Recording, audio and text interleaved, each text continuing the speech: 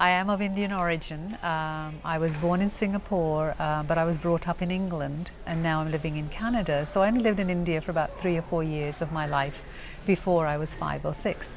But going back, it was quite the experience, and it was a culture shock, and I'm Indian. Originally I'm from Egypt. We did not want to live in Egypt for various reasons. So we decided to reunite in Canada, and that's where we end up. When a new employee joins the organization, and we do have many, and they are newcomers to Canada, they've been internationally trained, internationally educated, there are some challenges that they will face. We do have a Canadian culture, although we do know that Canada is a country of immigrants and there's so many ethnicities and different groups of people, but still there's a culture which one has to acclimatize to and integrate to. We don't want to lose our identity. I mean, I'm not saying that, because wherever we come from, we want to keep our personal identity intact, because that's how we enrich the organization or the healthcare system where we work with. The different culture is you work hard, you get rewarded. There is no connection. There is no, I mean, yes, connection helps, but it's not your main key. You're treated fairly, equally, treated with respect. I mean, you can pick up the phone and talk to your MP here. You have no problem with that, or complain, or you get your performance appraisal. If you apply to a job, you compete in an open competition, a fair competition. A workplace here are more into productivity, into your development. Here you stick with your profession. You can change eventually, but because you want to make change, not because you don't have any option.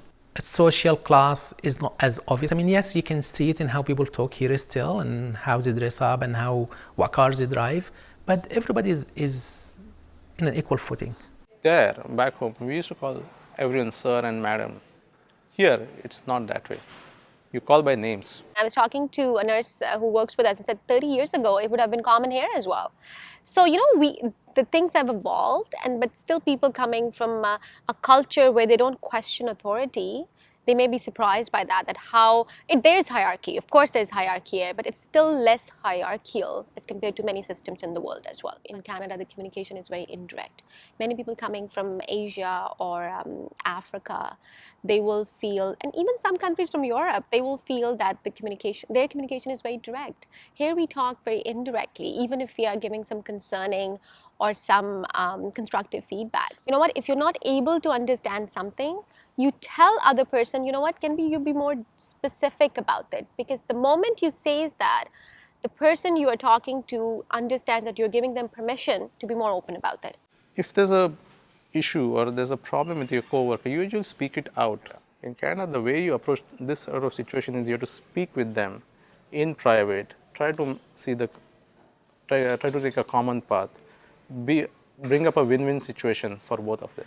So that's totally different than as compared to what I found in India. If you had a conflict with co-workers, it was totally different. Again, the hierarchy used to play there. Here, the hierarchy doesn't matter. Many people, when they're not questioning authority, they're quiet. They're not talking as much. So if you are quiet, you can be misinterpreted as not knowing something, which is two different things. You're not talking because you know it, but out of respect, you're not talking. Or you're not talking because you don't know something. So they're two different things, and that can give a very, very different impression of a healthcare professional who's working in a healthcare setting. Whichever country you're born in, whichever country you're raised in, whichever country you're trained in, if you're a physician, what is your job? Take care of your patients. Take care of your family, patients' families. And if you're part of organization, what do you want to achieve? You want to be a successful employee in that organization. So regardless where you were born in Pakistan, or where you were born in Egypt, or where you were born in Toronto, the goal remains the same.